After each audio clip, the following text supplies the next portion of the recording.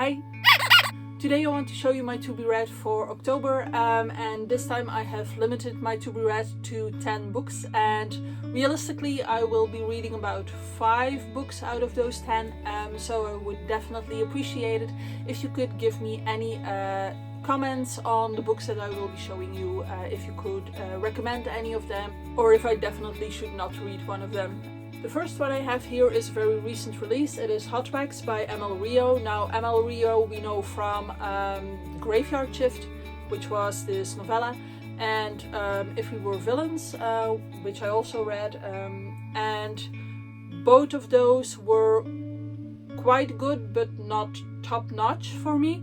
So I'm really wondering if this third book by her will be the one that gets her up into the high ranks for me. In the blurb, this book is described as this girl who grows up with all this music around her, and then when her mother remarries, that is her chance to follow this band on tour.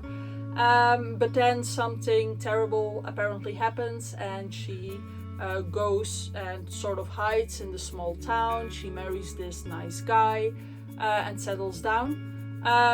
But then I think the lead singer or someone of that band that she used to follow dies, and everything becomes kind of strange to her. She doesn't know what she remembers exactly, and she is going to find out.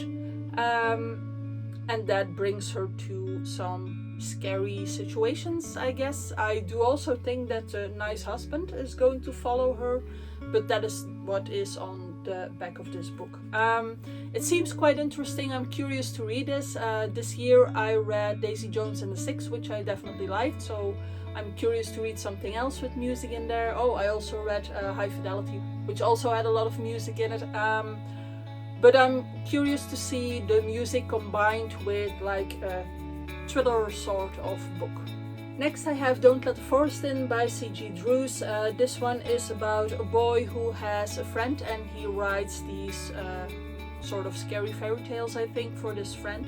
But then at one time this friend comes to school with blood on his sleeves, and his parents have mysteriously disappeared, but his parents were abusive towards him. So I'm not too sure where this is going to go. I do think there is like a monster element to it, so that is why I wanted to read this in October. Next is The Labyrinth of Souls, can you see that, by Leslie Vedder. This one is about this girl who is able to enter this nightmare-like fantasy world, and then she is able to go to school there. I'm not sure what else will happen.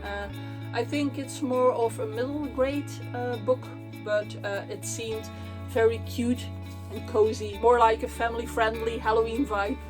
Another middle grade I think is Someone You Can Build a Nest In by John Wiswell. This one is about a monster that falls in love, I believe, and it also looks really like a lot of fun to read. Then there is The Last Party by A.R. Torrey. This one is about a birthday party that happened like 23 years ago, and there is this guy who murdered a lot of people at that party. They know who he is, but apparently after 23 years things will resurface somehow. This one was recommended as a very good thriller, and I'm looking forward to reading a very good thriller again, because the last few ones that I read didn't really work for me, so I'm curious. Here's Notes on an Execution by Dania Kukavka. This one is about this murderer who is on death row, but it's actually the story of the women who survived the murders. I'm not sure anymore if this is like true crime or if this is fiction. I would have to look that up, and I didn't prepare that, so sorry. The Last House on Needless Street by Catriona Ward also came recommended. This one is about murder, about a child that disappeared, I believe. I don't know anything else about it, but it kind of speaks to me, the cover as well. Next is The Skeleton Key by Erin Kelly. This one is about a book that is, I don't know, written or published by a certain family, and that makes the family really famous or something, but stuff goes wrong, and then they reunite to celebrate the publishing of this book. I'm sounding really confused. It's just that I don't really want to read too much before going into this book, and I'm mostly looking for advice from you. Followed by Something Wicked This Way Comes by Ray Bradbury. This one is about a shadow show that comes to town on Halloween's Eve, I think. And two boys are going to the show, and probably mysterious things will happen to them. I don't know, but the cover is fantastic. I really like this creepy vibe around children's things. That sounds so wrong, but yeah, I really like this.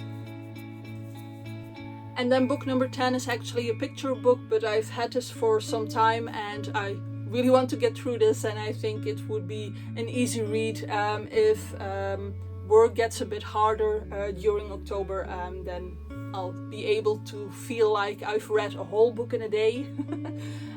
It is called Duck, Death and the Tulip, and it's written by or drawn by Wolf Earlbrook. Alright, these are my options. Please, as I said before, let me know in the comments which ones of these you would read or would not read. I hope you liked this video. If you did, give it a like or subscribe if you haven't done so already. And I hope to see you soon in another video. Bye!